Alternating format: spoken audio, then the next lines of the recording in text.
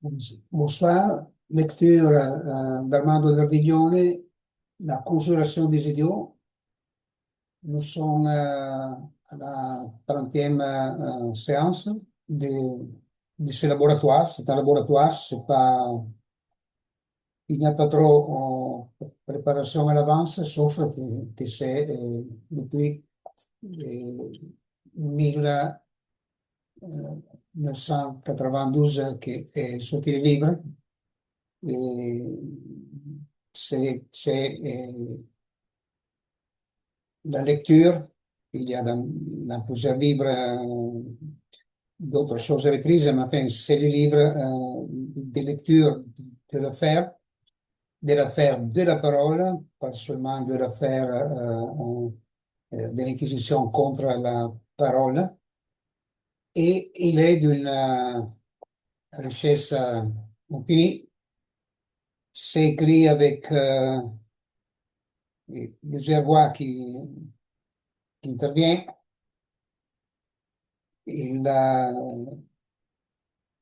Ce chapitre était récit d'Ida. Nous sommes à la dernière partie de ce chapitre. Nous sommes à la page 108. Et c'est la belle l'épopée d'Éric Cicciolina. Elle risque de dire Cicciolina en français.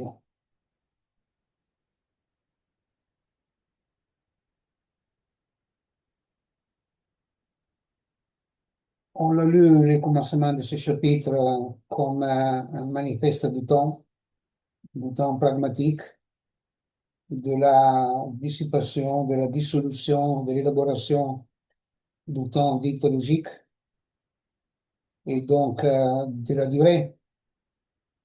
Et le moment qui s'affiche, elle est déjà durée de peine et de pénitence. C'est déjà la double souffrance, souffrance algébrale et souffrance géométrale.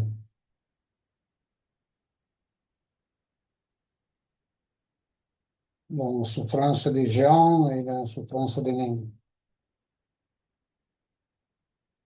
C'est aussi un chapitre autour de la question femme, autour de la sexualité, et c'est toujours question d'analyse du procès contre la parole. Et donc, euh,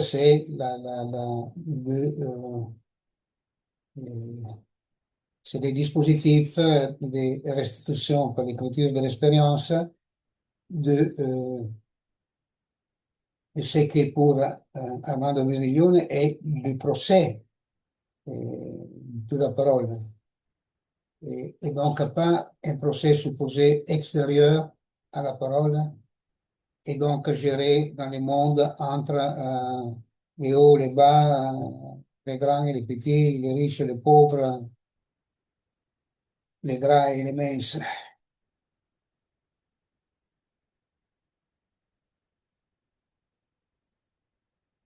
Il commence vers la conclusion de ce chapitre, entre page 108 et page 109. C'est une page que je démarre à moitié de la page 108, hein, parce que plus ou moins on était arrivé là à lire. Et même si nous lisons des des phrases, des énoncés, des questions, mais chaque chapitre et plusieurs fois chaque paragraphe, ça mériterait un livre et même plus d'un livre.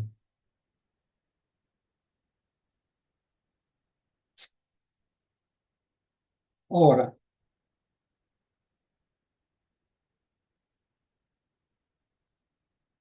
et donc intervient, disons,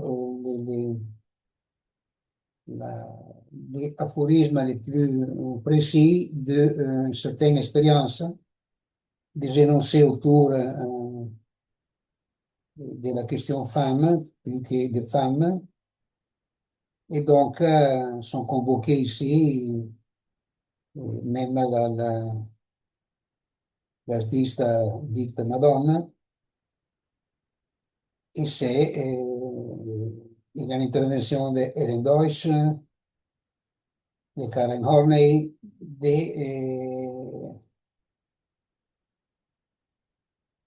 des acteurs de la scène avec Freud, autour de Freud, non? De l'élaboration de la psychanalyse.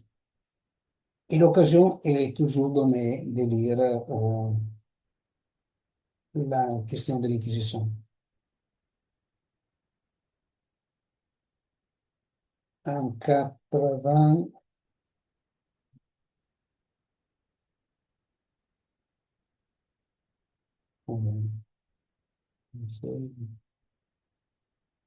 oui, enfin, c'est la question qu'il a, la traduction, la première traduction italienne du Malleus Maleficarum, des livres utilisés par les inquisiteurs pour brûler les femmes dites sorcières, et ce n'est pas un cas qui était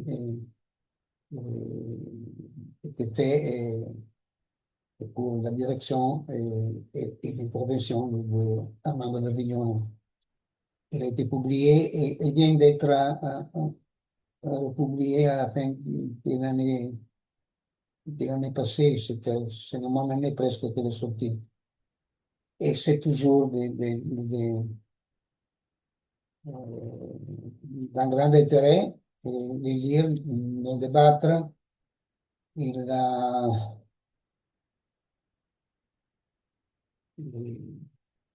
c'est un livre que chaque doctrine religieuse, avec ses adeptes, il faudrait qu'il essaie de les lire, de se confronter avec même les pages de l'introduction sur les transferts des inquisiteurs écrites par Armando de Villon. Ora, pour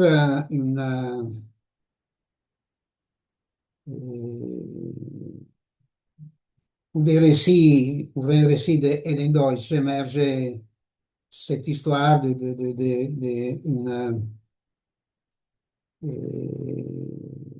docteur qui touche les ventres aux petites filles et, et, et c'est très douloureux. Et la petite fille exclame, non, pardon, de la petite fille, et le docteur exclame, ah voilà où se cache le chien. Et la petite fille croit longtemps avoir un chien dans le ventre. Voilà quelle introduction. L'inquisiteur italien le croit encore. Il a cette croyance et comment l'appelait, dans pardon,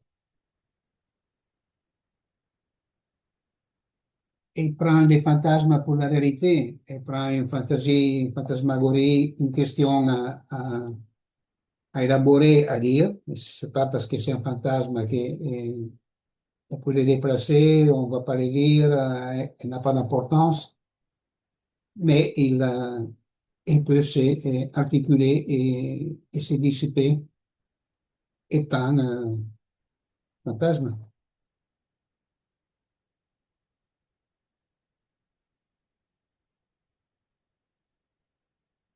Et anticipe, disons, les chapitres qui viendront. Je ne sais pas si je vais les commencer après ou si avec un petit grand page éditorial, je commence où il est déjà pour les prochaines rencontres. Il est question aussi de l'anthropanalyse. Dans l'anthropanalyse, la réplique du genre féminin au genre masculin maintient les mêmes présupposés, le même système, le même cul-de-sac.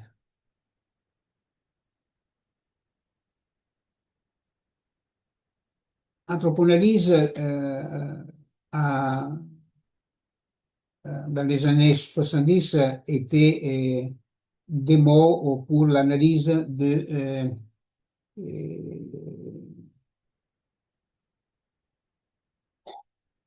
c'est-à-dire c'est la version psychanalytique du behaviorisme, de la doctrine du comportement, c'est-à-dire on voit l'homme, et donc c'est une analyse de l'homme, c'est de l'idée que le psychologue, le psychiatre, le psychanalyste a de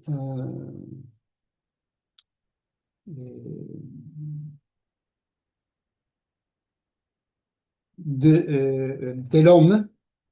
Donc, ce n'est pas la question homme, mais l'idée que chacun a de l'homme, les doctrines autour de l'homme. Et, et, et donc, cela, ça se prête dans l'application à être, Freud disait, reproduction économique du fait, non, de l'archaïsme. Et là, c'est l'annotation singulière, comme chaque annotation d'Armando Verdignone, qui la réplique du genre féminin au genre masculin et maintient les mêmes présupposés, c'est la même hypostase, c'est le sujet décliné et avec une représentation par ailleurs impossible de deux. Il y aurait deux sexes, il y aurait deux sexualités, il y aurait deux érotismes, il y aurait deux actants d'audit rapport sexuel. Lacan est bien arrivé à dire qu'il n'y a pas de rapport sexuel, mais il s'est appliqué pour en trouver les suppléments. La même chose a fait avec l'écriture Derrida. C'était Derrida qui, disons, courait derrière à Lacan par l'envers, où n'était pas, il avait une marche en avance. Lacan passe au philosophe. Après, comme c'est passé, il y a aussi à dire ce qui reste, et c'est beaucoup, de la philosophie dans l'approche Lacan, surtout voix de Hegel à Kojève, et,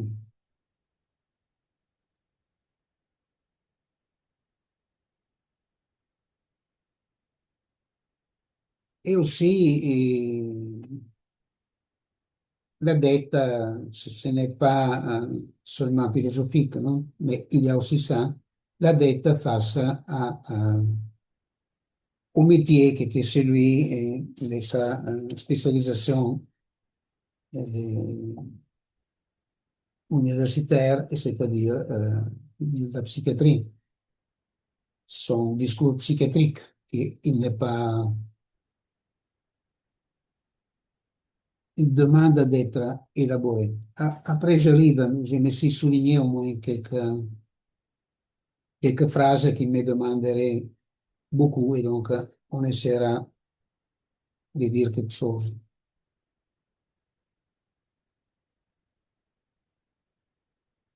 Il y aurait beaucoup à dire autour de, de la question, mais c'est surtout imagination et croyance dans quelque chose. Dans ce cas, pas néanmoins sur la question de dit genre féminin, vous dites genre masculin et toutes les déclinaisons actuelles. Non, avant encore sur la notion de réplique. sur la notion de répétition du même, sur la notion de récursivité. Et encore là où c'est la réplique d'un genre, il n'a pas besoin de me demander ça, de une chose à une autre. Et ça porte à l'intérêt et l'approche qu'il y a eu negli anni 60 et au commencement des années 70, et Jean-Joseph Gou, qui publie en 73, et c'était des textes aussi qu'il a développés avant, et même dans la revue fondée dirigée par Solers à Teichel, où a écrit aussi Jacques Derrida. Et là, je crois qu'il a publié Numismatique. Et donc, il y a une analyse des répliques, de la convertibilité, des isomorphismes, c'est les mots qu'il élabore, entre des doctrines, des disciplines, des approches différentes qui se prêtent à cette sorte de, autrement encore, et chacun demande à son élaboration, un parallélisme. C'est-à-dire les titres étaient Freud et Marx, et pour dire en bref, c'était l'analyse de l'isomorphisme qui était fait pas vraiment trop par Jean-Joseph Gou et, entre Freud et Marx, entre Marx et Freud. Et les mathématiciens font différence entre comment dire, des A je B et des B je A. Ça peut marcher une seule chose, ça peut marcher pour les deux, ça peut marcher en partie et en totalité, et ça peut être, comment dire, la création comme le Dieu, c'est-à-dire ce serait une fabrique de golems fait pour Arabin dans la mythologie. Et donc, c'est un constat qu'on trouvera dans tous les textes avec des expressions différentes. Il n'y a pas cette convertibilité. Absolument pas. Il n'y a pas de convertibilité entre les noms et les noms du père. Il n'y a pas de convertibilité entre les uns et les signifiants. Il n'y a pas de convertibilité entre l'autre personnifié, même mystérique. C'est- Ça pourrait être même Dieu, ce n'est pas Dieu. Parfois c'est un idole, parfois c'est un spectre, mais il n'y a pas de convertibilité de l'autre comme indice du temps, comme marque du temps, comme avec une représentation ou négatif, parce qu'il n'y a pas de représentation, et au négatif, il va se confirmer que c'est une représentation. On ne peut pas lever, personne n'a jamais réussi à lever rien, ni moins le rien de la parole, de l'acte de parole. Il y a des cas, il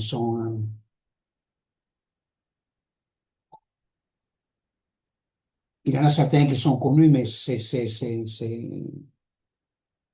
dans chaque journée, chacun se confronte avec des questions de cette force. Souvent, la réponse est la résignation, mais ce n'est pas donné et ne marche pas. C'est un fantasme de maîtrise. Il y a les fantasmes de maîtrise, disons, souveraine, il y a un fantasme de maîtrise qui est d'esclave, non? La même distinction qui est faite par les historiens dans la révolution des esclaves et les révolutions de l'élite, conduite par l'élite, forgée par l'élite. Et il était eu Lénine, dit Lénine, il était en Suisse à organiser ce qui a été appelé révolution bolchevique.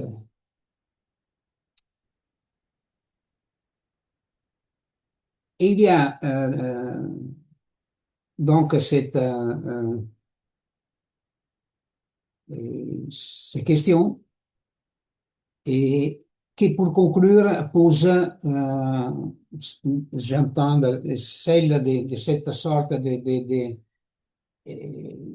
laboratoire riche, dense, autour du travail euh, sur, sur la question femme et sur la question de la sexualité. Et donc, il y a une très brève lecture, mais pour moi, c'est un laboratoire toujours en marche. Et depuis, donc, ici, c'est déjà depuis 33 ans. Et j'ai dit, en effet, Allah nous a créés à partir d'une seule personne, d'où il tire son épouse. Seconde, chronologiquement et d'un grade, la femme se trouve programmée pour l'homme, pour son plaisir, pour son repos, pour sa reproduction, lui obéissante, sous peine des coups et des lits de contention, en pur l'égoïsme pour tous les deux à cause des déchets et des sécrétions. Une limitation. 4 femmes, des concubines et des esclaves en nombre illimité. Champ cultivable. Voilà les mots que j'ai soulignés. Le sérail assure l'économie du sang, donc la différence, la reproduction.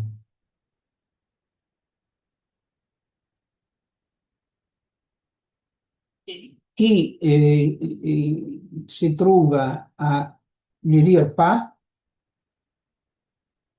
attaque avec le paragon et la confrontation égalitaire. D'où vient cette sûreté que cela soit plus divine de Dieu? C'est c'est une croyance athée aussi, donc et, et demande d'être lu, c'est-à-dire, mais vous parlez d'Allah, mais vous ne parlez pas de Dieu chrétien, de Dieu... Non. Allez à lire, mais sans livre, vous trouverez beaucoup sur les deux autres monothéismes et même beaucoup sur les quatrièmes, les plus féroces aujourd'hui, l'athéisme. Merci. Merci.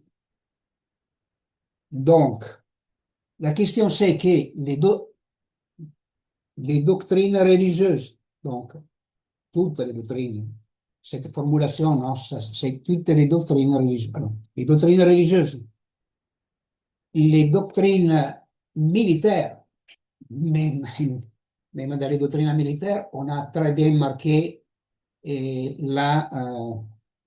dans ce cas, la division homme-femme.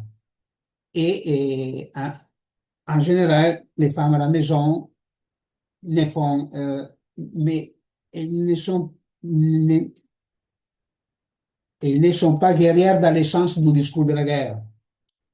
Guerre de vie, c'est une autre chose et c'est celle que, avec difficulté, nous approchons dans l'élaboration. Donc, et il n'y a pas. C'est que maintenant, ce sont les doctrines les plus répandues pas seulement dans l'Occident, mais même dans l'Orient, où il y a la dite pénétration de la technologie. Il n'y a pas de pénétration de la technologie sans qu'il existe dans l'acte de parole la technique. Et la technique, personne n'a la maîtrise dessus. Et il n'y a pas la machine technique qui s'amène quelqu'un plutôt que l'autre. Ça, c'est la façon de se tuer. Cette machine, elle est privilégiée aussi par Martin Heidegger, par les mécaniciens de Meskirch, qui croient que l'autre, il a la machine plus belle que la sienne. Oui, c'est vrai, mais tu peux rien faire, non? Il y a quelqu'un qui est plus avant que toi dans une élaboration. La question, c'est dire et se trouver à essayer quelque chose. Mais c'est affreux, c'est infect, c'est infâme, c'est ignoble. Et quoi? Tuer, mettre à mort. Mettre à mort de façon et, et avec une technique que c'est celle qu'on va attribuer aux victimes. La maîtrise de la technologie, la maîtrise industrielle, sous semblance que c'est l'achèvement de la métaphysique, elle est attribuée par ces philosophes et tous ces apparentés et ces répliques, voilà, ces répliques et ces duplicats et ces calques et ces recalques. Il a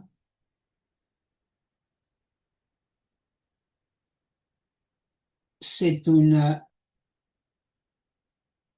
fabrique de cadavres, la Shoah, avec toutes les technologies de pointe de l'époque. C'est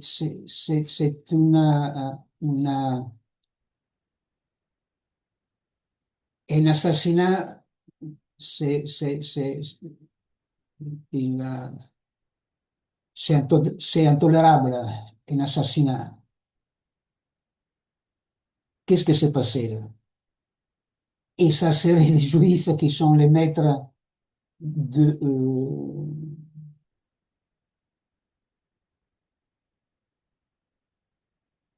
catéchon, du frein, non? De freiner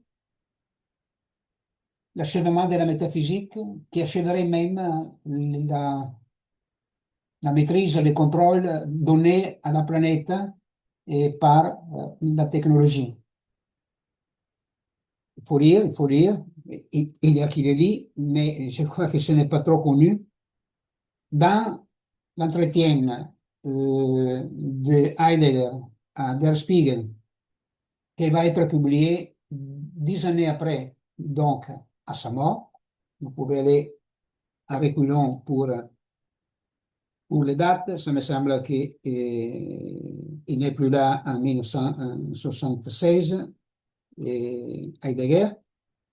À la demande sur le fait qu'il a rien dit autour des chambres à gaz, il dit que la question, je l'ouvre même, cette formulation, lui dit que la question des chambres à gaz, c'est la même question de la mécanisation de l'agriculture.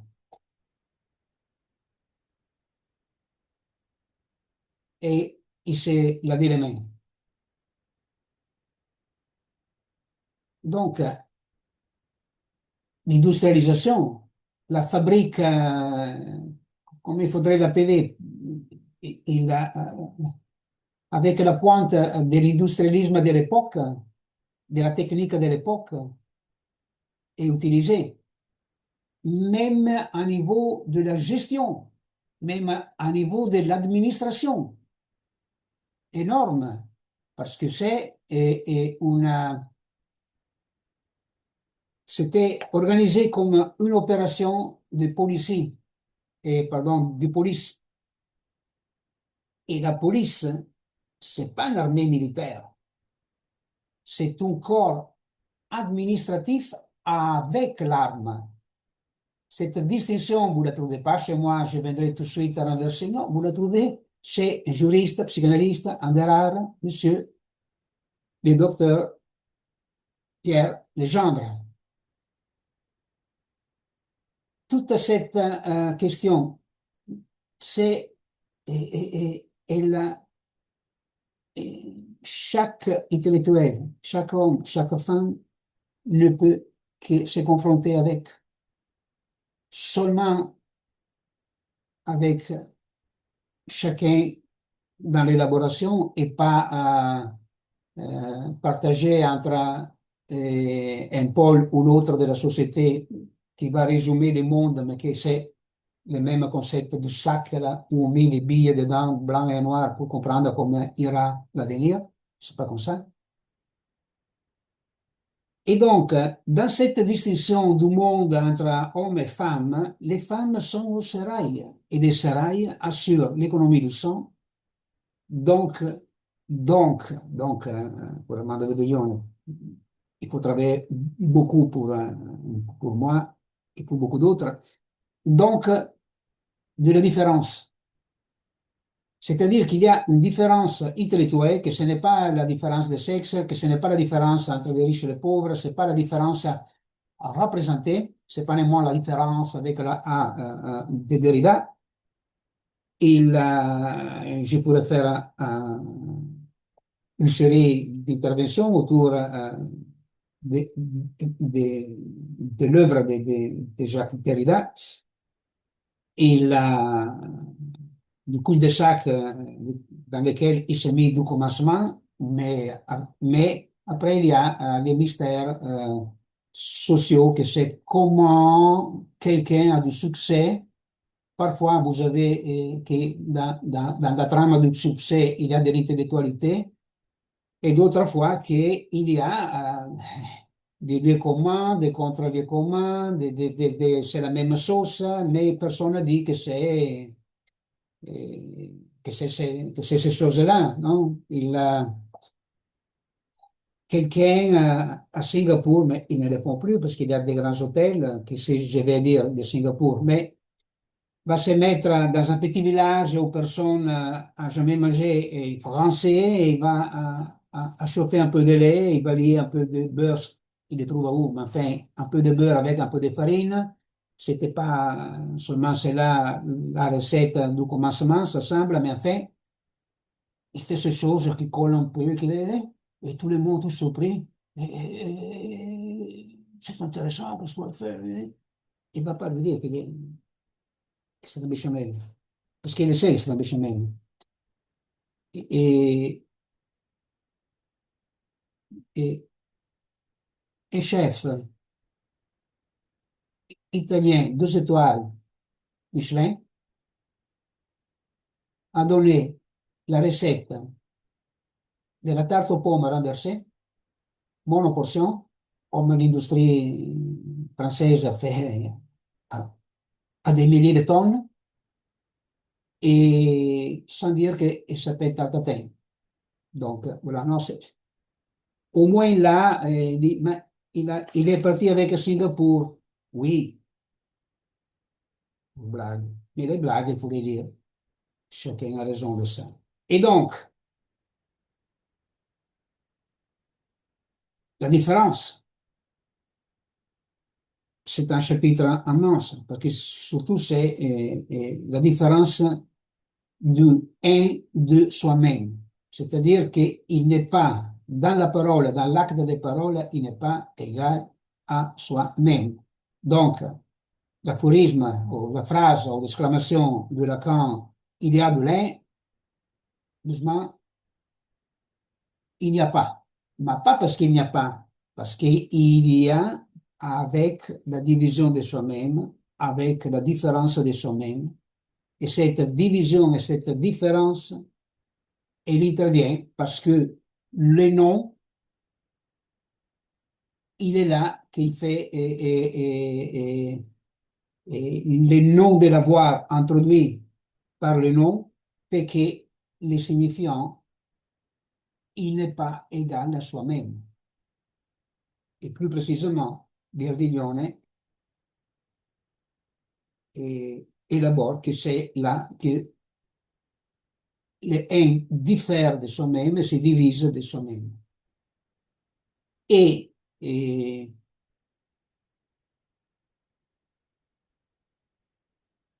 les implications sont énormes. Là, ça semble hyper technique. C'est quoi ces questions? Semblent mathématiques. Et l'instauration du 1 de sa fonction, celle que en Freud est la fonction de résistance, la fonction phrastique, et pas en Freud, phrastique, pardon, il va avec la, la certitude du fils. Le fils n'est pas incertain, le fils n'est pas invalide, le fils n'est pas un jouet d'un père méchant, d'un mère qui aime, ne l'aime pas. Non, ce sont toutes des questions à lire. Là, et le fils, alors le fils qui n'est plus tenté, qu'il a dissipé et qu'il dissipe là où quelque chose a pu arriver à penser et de se résigner, par exemple, et le fils ou le un de faire de soi-même, se divise de soi-même, il est dans l'immunité. C'est ça l'immunité intellectuelle. Celle que on nous vend en pilule. Ouais, oui, oui, il y a aussi des interventions, mais parce que il a la parole. Et Schreber, parce qu'il avait la parole, il s'était aperçu que avec ou sans médicaments, c'était pharmacon, psychopharmacon, ça comment ça s'appelle? On dit pas psychopharmacon en français. Ça va, je suis hors de ce circuit désormais. Il aurait dormi également bien ou mal. C'est drôle. Au risque d'être mis au boucher. Allez-y, allez dire dans un congrès de la pharmacopée internationale.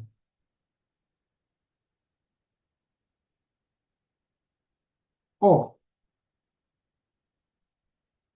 il y a une autre phrase immense et sur laquelle, pardon,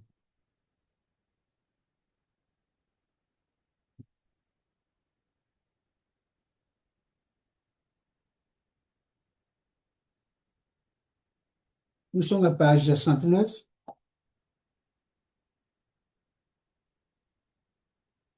et j'ai lu.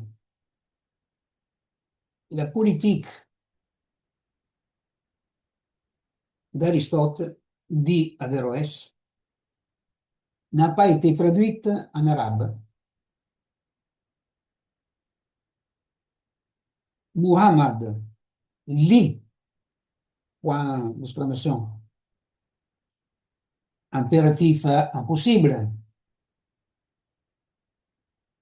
d'où le Coran.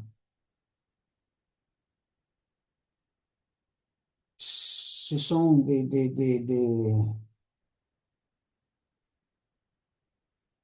presque des bandes infinies aussi.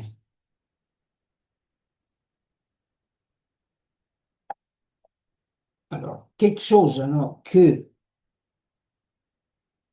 du grec, de l'intellectualité de la Grèce, de laquelle, entre Platon et Aristote, nous avons les pointes, bien sûr on va lire et on trouve beaucoup d'autres questions aussi. Aucune critique platonique à Platon, aucune critique à Aristote. Lecture des énoncés, lecture des textes, lecture de ce qu'il y a, lecture de ce qu'il n'y a pas, lecture de ce qu'on a piraté, on n'a plus retrouvé, lecture.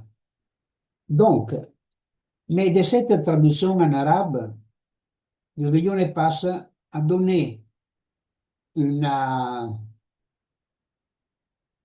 parodie, disons, non? Un message Et 1400 ans après, Muhammad lit. C'est notoire qu'il il ne lisait pas.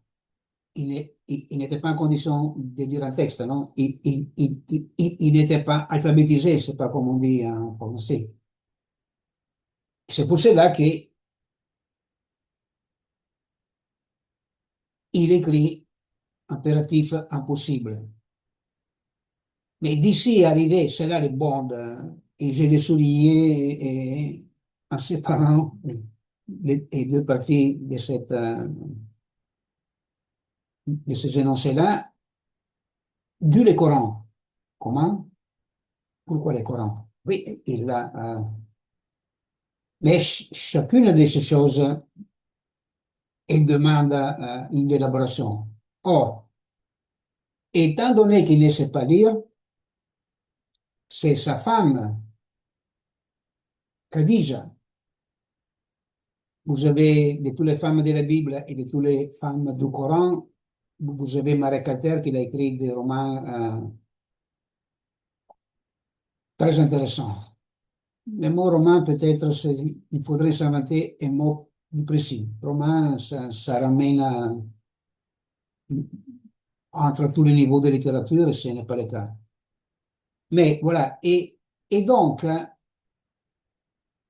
c'est qui écrit, c'est qui lui dicte de ce que Dieu qui parle ou qui lui fait transmettre par Gabriel. Mais c'est une transmission tout droite.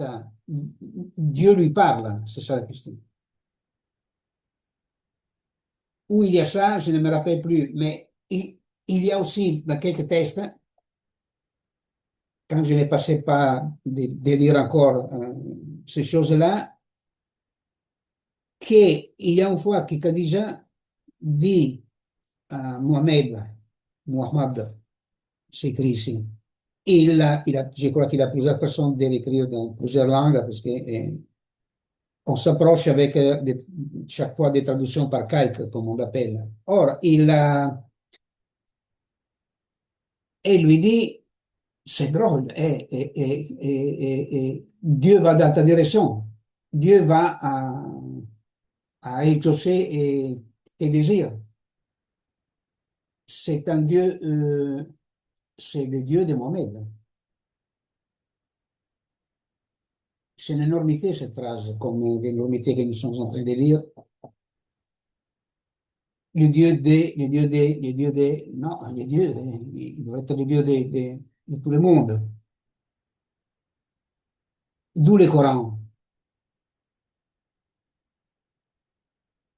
Il y a ces questions-là maintenant.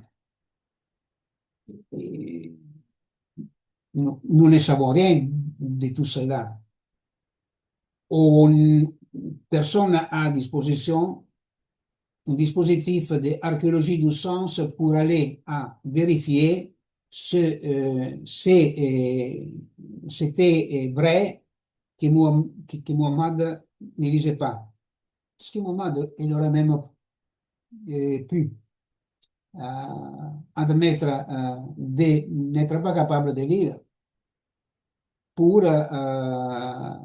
pour ne se trouver pas à écrire lui. Il aurait préféré que soit toujours sa femme à écrire pour lui, etc. Donc, nous lisons c'est que dans cette histoire, entre guillemets, histoire, et il y a comme question. Et c'est ça aussi. C'est-à-dire, Mohamed, Muhammad, euh, il se trouve à,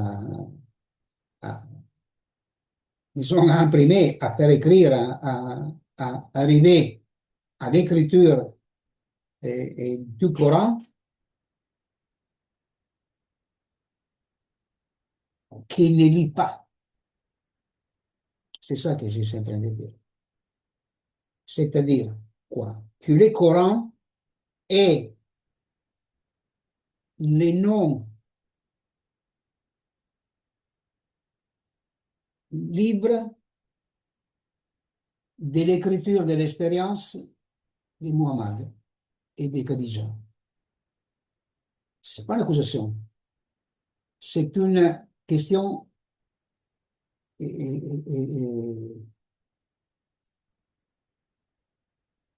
de connaissance de ces éléments. Ça, pour chacun, c'est-à-dire, prenons une autre énormité. Je ne sais pas combien, ça me semblait qu'il était presque 100. Il y a beaucoup de guerres dans la planète en cours. On a des analystes géopolitiques, des analystes et des historiens, des sociologues. Moi aussi, j'écris quelques textes autour de l'invasion de la Russie et autour il nous manque les mots, il me manque les mots, autour du 7 octobre de cet acte de terrorisme qui il veut même se distinguer des autres actes de terrorisme pour être encore plus lourd, encore plus pesant, encore plus indicible presque. Et c'est, il avait cette diffusion des vidéos, c'est parce que était de là et tous les, et tous imaginations les plus diverses, les plus soutenues aussi. Et de la réponse du gouvernement israélien. Il y a ni à faire une salade entre Palestiniens et Hamas, ni il y a à faire une salade entre le gouvernement de Netanyahou et Israël et les Juifs du monde entier. Et tous les guerres, j'ai souligné ça parce que j'ai même écrit sur ça quelque chose dans des revues publiques. Et aucun relief, tout silence, parce que c'est pas donné ce que je me trouve à dire. Or, qu'est-ce que ça serait la non-guerre? Non la lutte à la guerre, non l'élimination de la guerre. Et j'irai faire d'un peu de temps avec quelqu'un qui fait cette bataille, non? Et culturelle, non? D'éliminer la guerre. Mais éliminer la guerre, c'est l'embrasser, c'est la tenir encore. Mais on essaie pareil à poser brièvement ces questions. Il a posé une question énorme à Mohamed, au Coran, à l'impératif, au sérail, parce que le sérail, c'est aussi de façon différente et tout ça, et dans chaque doctrine. S'il y a une doctrine, s'il y a les doctes, s'il y a le cercle restreint qui décide pour tout le reste, comme encore se le fait de façon très différente. Il y a les dictatures, il y a les démocratures, il y a parmi les démocratures quelque chose de plus tranquille, quelque chose de plus tendu, de plus agressif. Et ça s'appelle République la Chine et que c'est enfin, c'est impossible, c'est hors de la linguistique, donc c'est un fantasme, c'est pas qui c'est hors de la parole, c'est un fantasme de maîtrise. L'idéologie de maîtrise chinoise demande lecture. C'est pas suffisant de lire Marx et de lire Confucius, mais il faut, il faut le lire et trouver beaucoup d'autres, insomma, se mettre à débattre avec des autres. Chose que moi j'ai fait avec des entretiens à chercheurs qui se trouvent à dire des choses que seulement dans cet entretien je trouve depuis 40 ans, sì, depuis 40 ans, depuis 41 ans.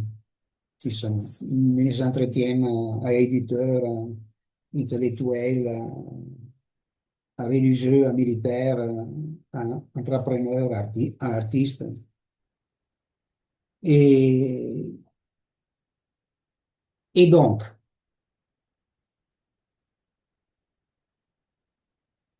dans cette fable de ce moment, pas prévu, il n'y a rien de prévu de ce que je me trouve à dire, là, c'est même un risque de se prêter au ridicule, ça va, ça va. On va recueillir des calomnies, c'est même un constat, ça va.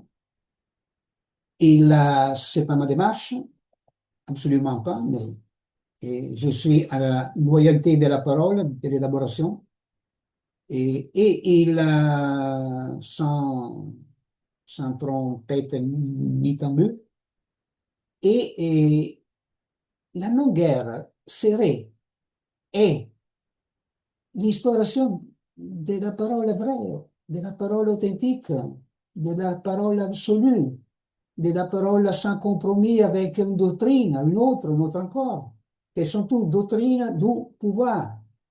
Les pouvoirs exigent la soumission, plus ou moins exigent la soumission, la non-soumission complète, la soumission partielle, la soumission provisoire et tout ça, on va lire, aujourd'hui je suis en train de lire, il n'est plus là, c'était très intéressant.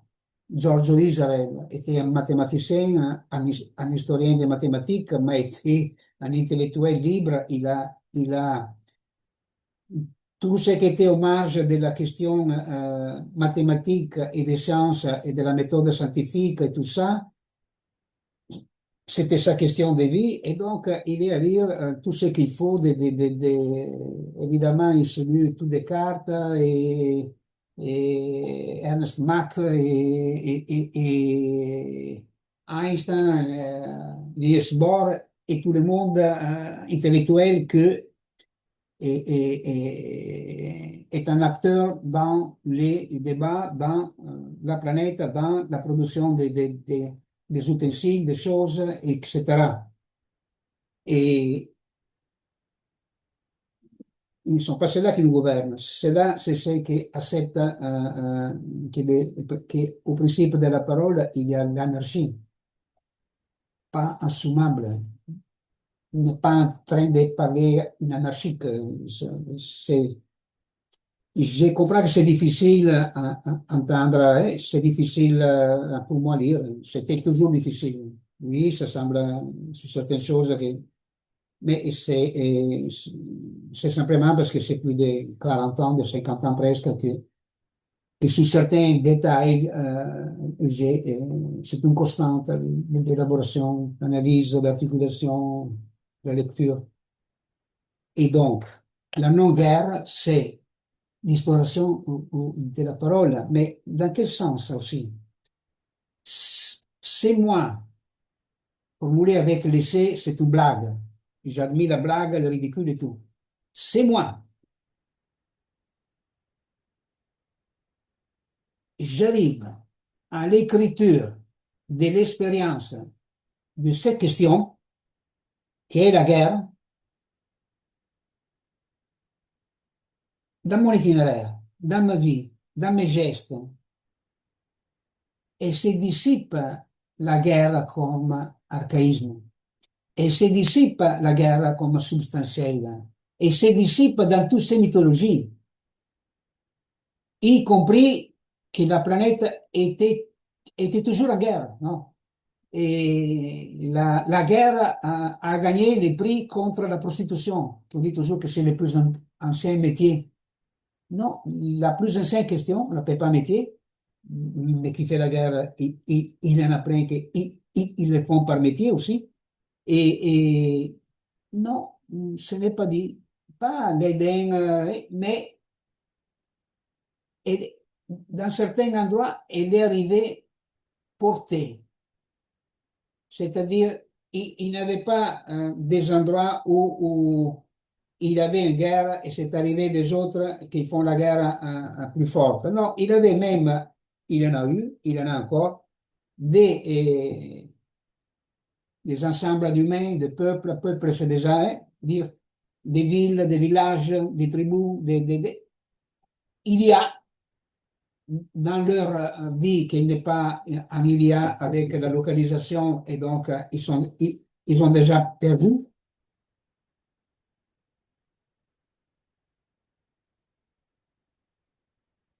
qu'il n'y avait pas de guerre substantielle et mentale. Il n'y avait pas les massacres de l'homme contre l'homme. Il n'y avait pas de violence des hommes contre les femmes.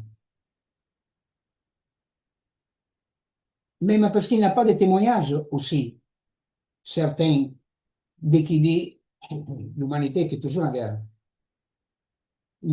Et même si elle était toujours en guerre, nous, c'est toujours, il nous faut l'élaborer, il ne tient pas, mais toujours, tous les jours, mais non, il ne tient pas, tous les jours, toujours, c'est ça, si je ne me trompe pas. Et si je me trompe, je vais lire encore, toujours. Et, et ça, c'est la question même de l'art dite diplomatie. Lorsque on arrive moins à trouver les mots, mais dans l'élaboration, arrive les mots nouveaux, arrive la catacrèse, arrive l'abduction, et n'est pas ni celle d'Aristote, ni celle de Peirce, elle est celle, allez, c'est pour ça que je suis là à lire un livre d'Armando Verdiglione. Cette abduction s'est introduite par Armando Verdiglione, n'est pas cette figure dans la syllogistique d'Aristote, elle est devenue une autre chose. Elle est devenue qu'il y a un mot que c'est à la portée des personnes, mais son effet chiffre, son effet est la qualité absolue, son effet c'est aussi la dissipation des concepts substantiels et mentaux. C'est-à-dire que là où il y a, dans l'expérience d'écriture, dans l'élaboration, quelque chose arrive, il y a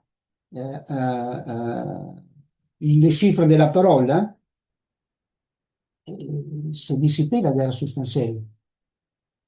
C'est-à-dire que c'est dissipé et la, on était parti de là, on va encore dans les mythes ou dans l'histoire aussi. Pour moi, c'est un mythe, mais le mythe, c'est la parole. Mythe, c'est la parole, c'est notre mot pour la parole. Et donc, après on dit, avant les mythes, après la parole, c'est toujours la parole, ce sont d'autres statuts, mais de la parole. Et, et, et donc, et, et-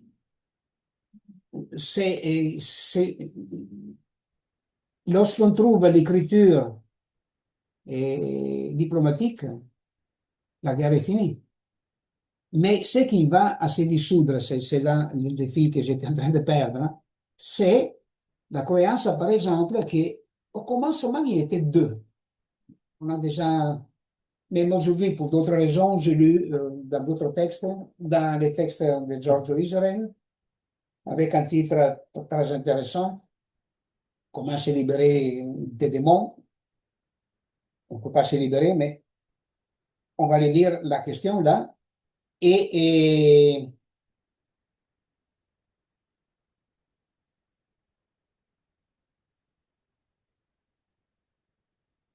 oui, cette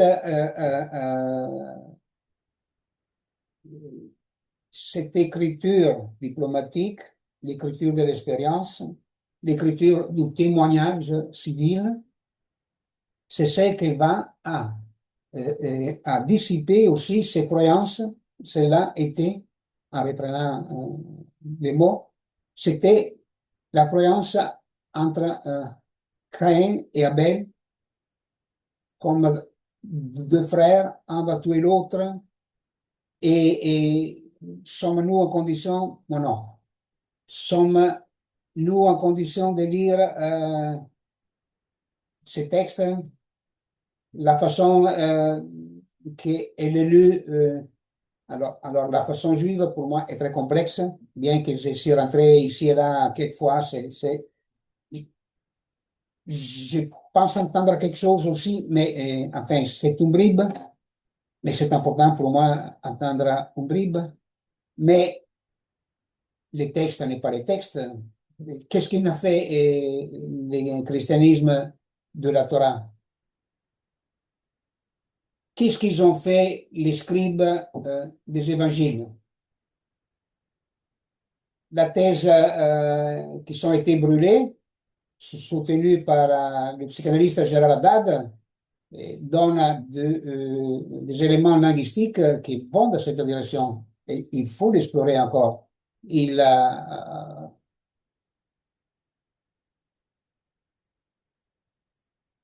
Ce n'est pas, et ça c'est peut-être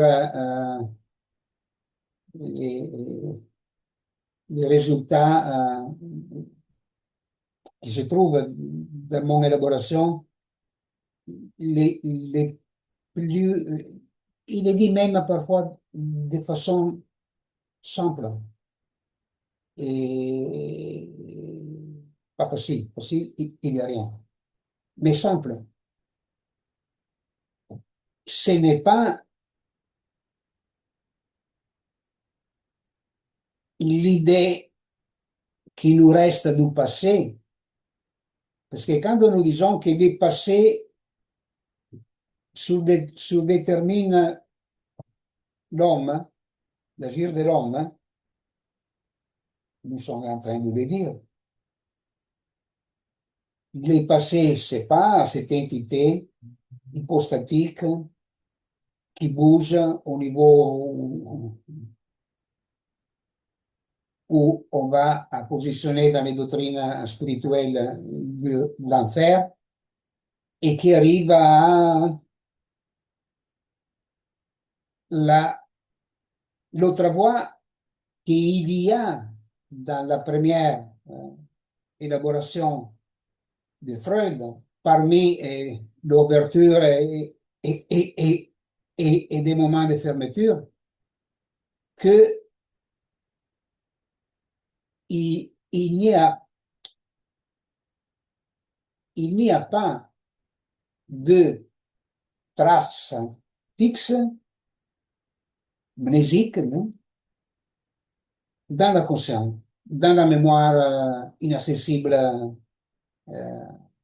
aux hommes, sauf qu'elle viendrait avec les dites manifestations de l'inconscient, et donc avec le rêve, avec les lapsus, avec les mots d'esprit. Mais, mais, qu'est-ce que c'est donc? Qu'est-ce que c'est entre guillemets, c'est pas ontologique la question. Comment commencer à l'approcher? Alors, disons un aphorisme, mais après coup, nous disons que c'est un aphorisme, hein, et je ne crois pas que le lion est là. Aujourd'hui, je vais écrire 10 aphorismes, c'est pas comme ça la question. Mais on trouve cette spécification, cette précision où, en plus, il y aurait derrière une bibliographie infinie qui empêcherait à quiconque de faire un pas. Et c'est que l'idée de l'avenir que personne n'a, ça c'est moi que je l'ajoute. Alors, donnons cette phrase que c'était écrite il y a 50 ans, mais moi, je pensais que j'ai commencé à entendre quelque chose depuis 49 ans, et c'est tout. Bien que d'autres choses, ça me semblait d'entendre. C'est l'idée que tout homme se fait de l'avenir, pas qu'il revient comme ce que folklore vient dalle règles chez Lacan. Non, elle est là.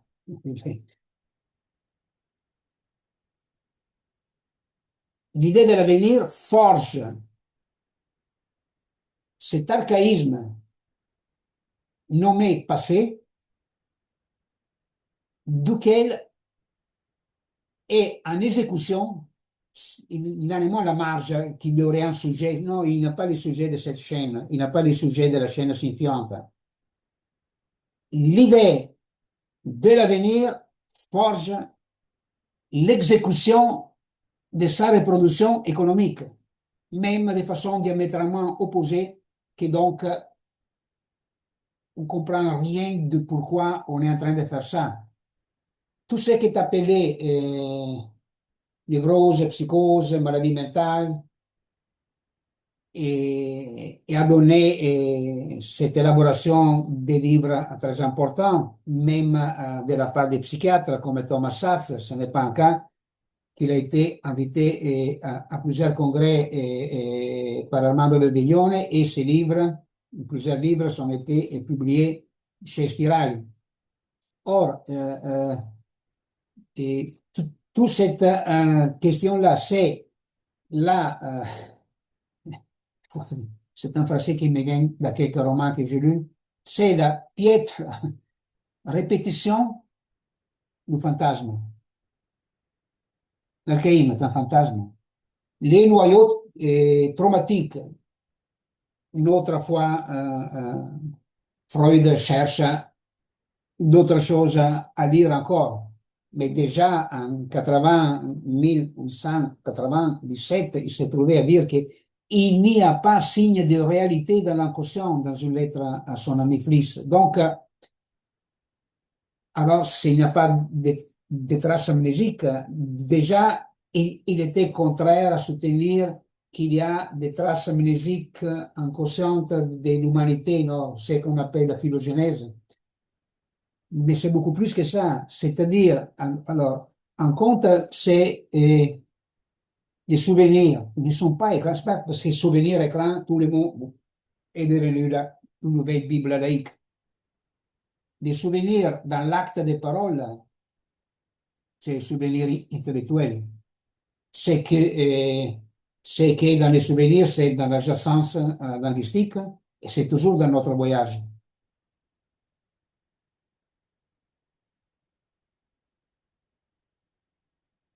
C'est, étant donné qu'elle ne marche pas, c'est-à-dire que eh, les tentatives d'appliquer un fantasme à la parole, c'est toujours un échec.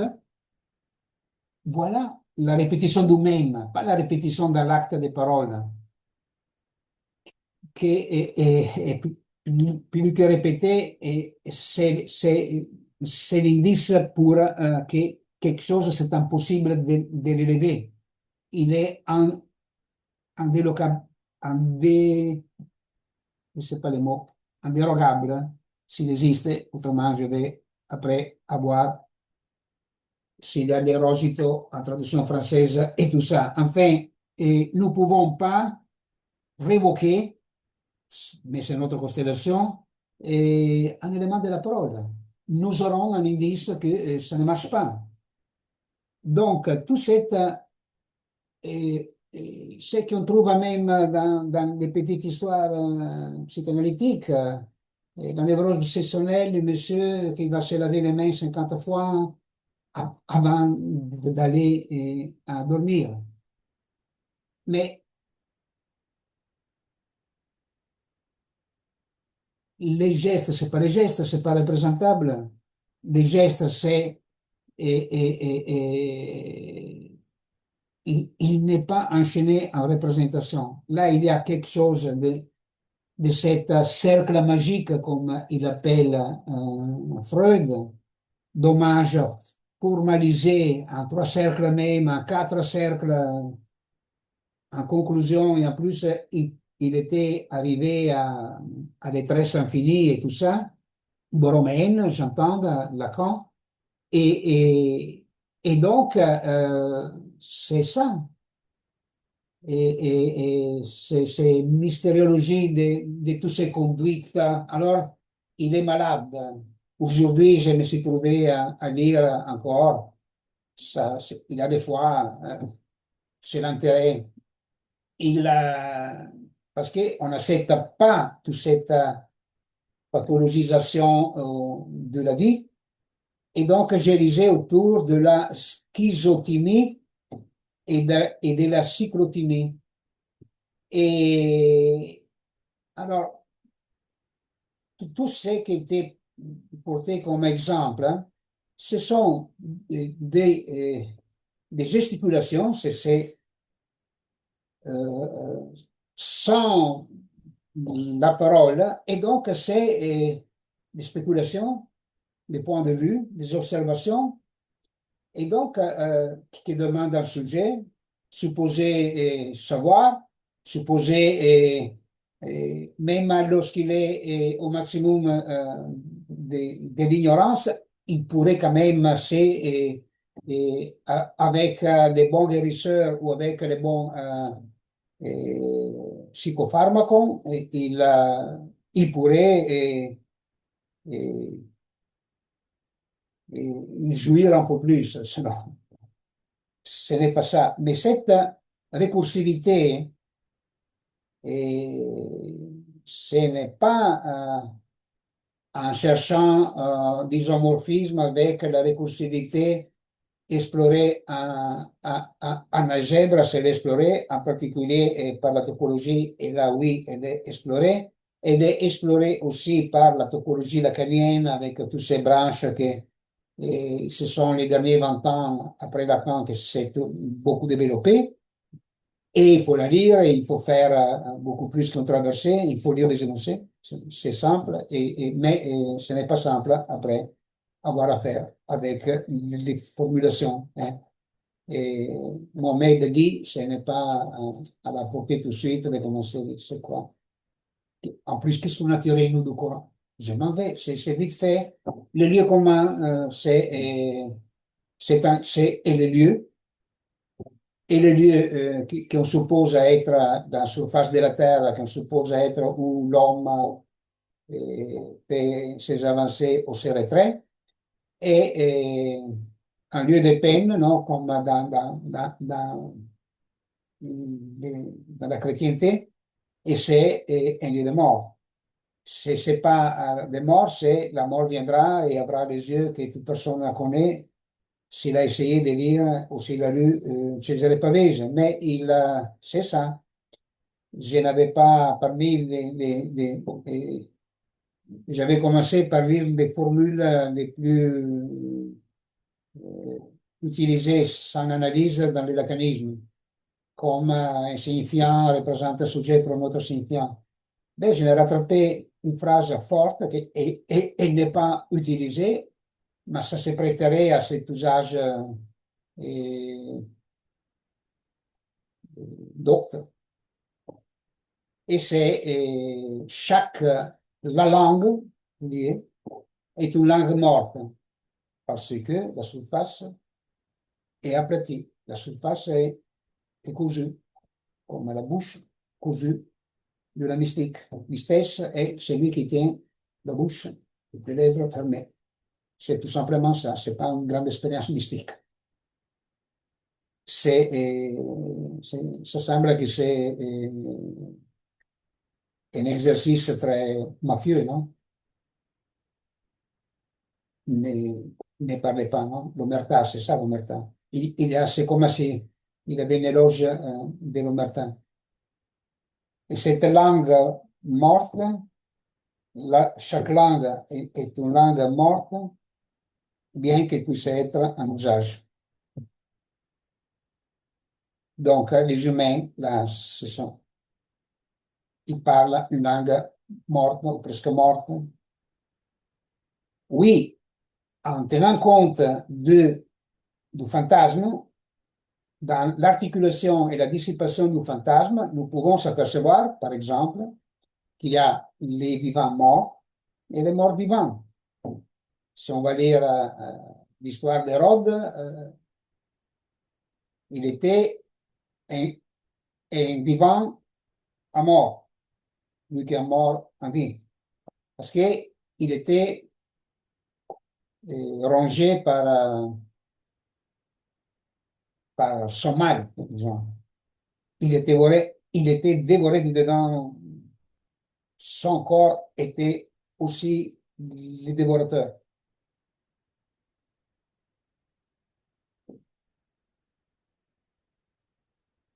tous ces énoncés sont ceux que nous mettons dans ce laboratoire. C'est vrai, ça fait, ça fait pas les 3 minutes, les 5 minutes que ça semble sont tolérés maximum. Pour les plus engagés, 5 minutes, 10 minutes, c'est un chercheur. Et les 30 minutes, c'est les trois dans toute la planète qui sont beaux lecteurs. Bien qu'il y en avait beaucoup dans les mythes, et Philippe Solers était content d'avoir 5 lecteurs dans la planète.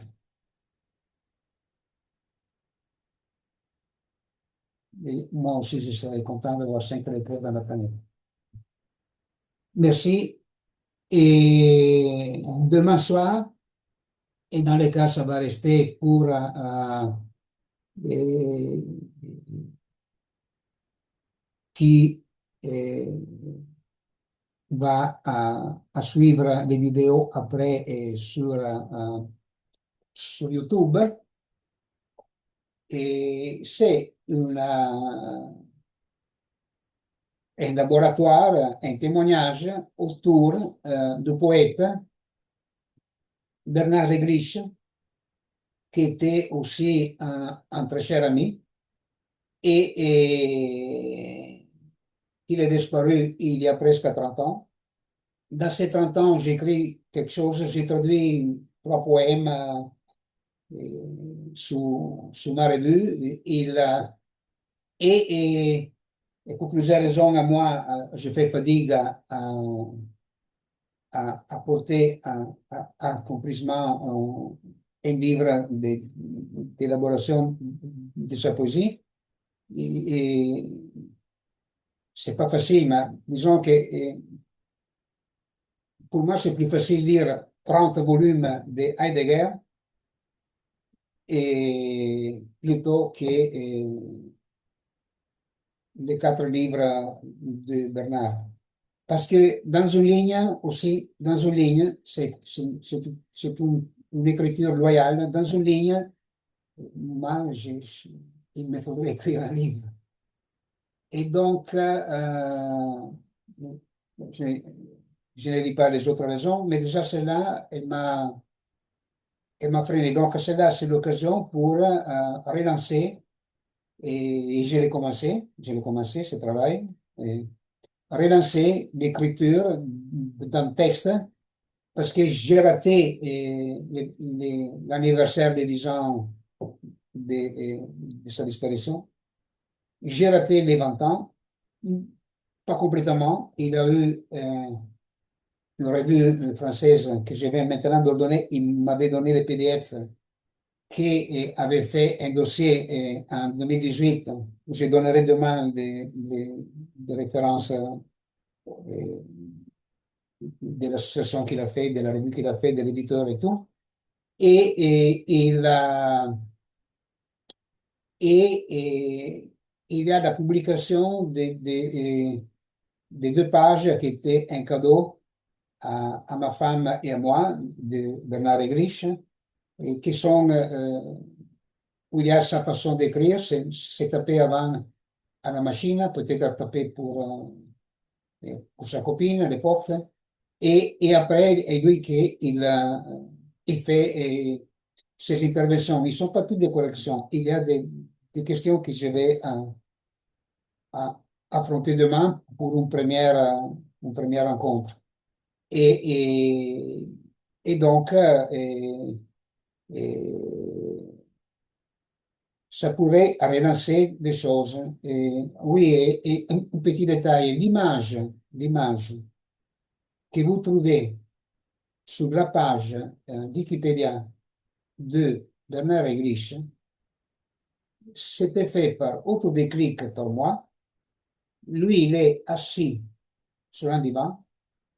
Moi, parce que j'ai fait partir, il n'avait pas les commandements à distance. Je m'excuse si ce n'est pas les mots exacts en français, de toutes ces choses qui ne font plus partie de mon quotidien. Bien que ça a fait partie pendant 13 ans à Paris, et Et donc, il a fallu aller à l'appareil photo. On avait les 5 secondes, les 10 secondes pour se placer. Et moi, j'étais placé à ses pieds. Il avait des amis assis à, à côté de Bernard. Et surtout, il avait beaucoup les enfants. Il avait Damien. Et je ne sais pas s'il faut donner une référence complète sur la question autour des enfants, des personnes qui ne veulent pas, disons, des amis.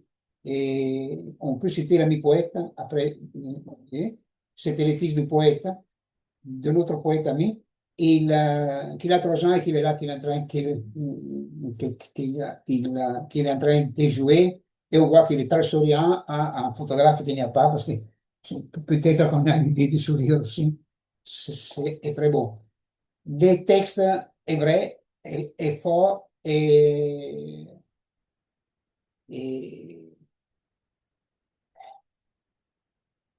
à demain. Merci.